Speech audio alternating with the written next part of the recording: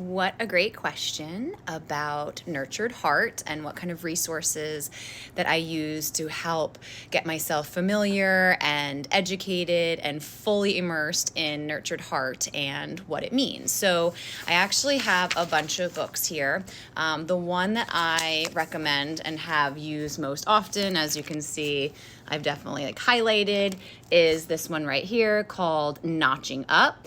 All of these books are by Howard Glasser, who is the founder and creator of Nurtured Heart. This one can be found on Amazon. I think it's about $13.50. My other second is this one right here. I know it's a little bit hard to read the title, but it's called Transforming the Difficult Child Workbook, also by Howard Glasser. This can be found on Amazon. I think right now it says there's only about one left in stock. This one's a little bit more expensive. It's about $24.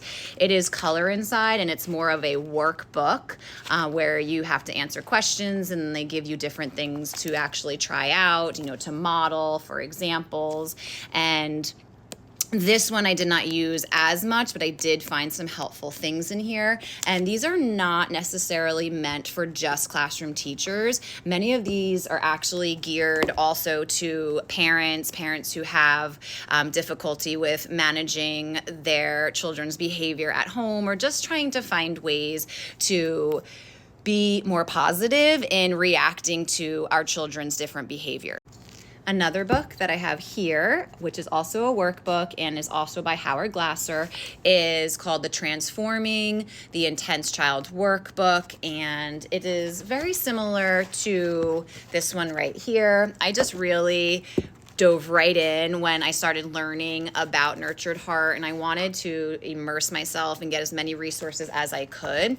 This one is by a different set of authors, but it's called There's Always Something Going Right, and it is a workbook that goes along with implementing Nurtured Heart in the classroom setting specifically. It's by Tammy Small, and I really love the title of this, There's Always Something Going Right, because that is what Nurtured Heart is all about. It's finding those little things, finding those moments when you can recognize when a child is doing something right, even if it is the smallest of things. And that's really how Nurtured Heart starts, is it's building. You find the smallest things that you typically wouldn't praise or you wouldn't recognize. But when you have a very difficult child, or a child that really struggles with making positive choices, or is really seeking energy in negative ways, just starting with a very, very simple, basic recognition of when they are doing the right thing. And so it is true, there is always something going right, even when we think that there is not. And I have been in some really intense situations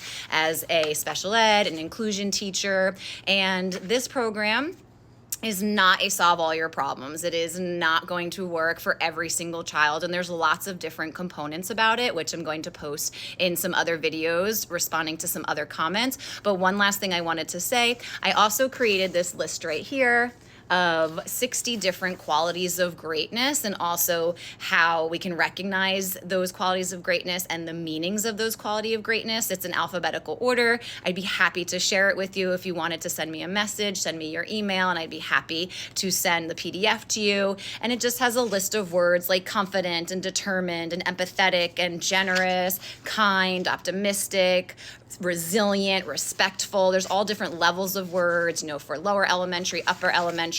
And then I just give a couple examples of how to use it with younger students and then also older students. So I hope these resources are helpful. If you have any questions, feel free to send me a message or post in the comments.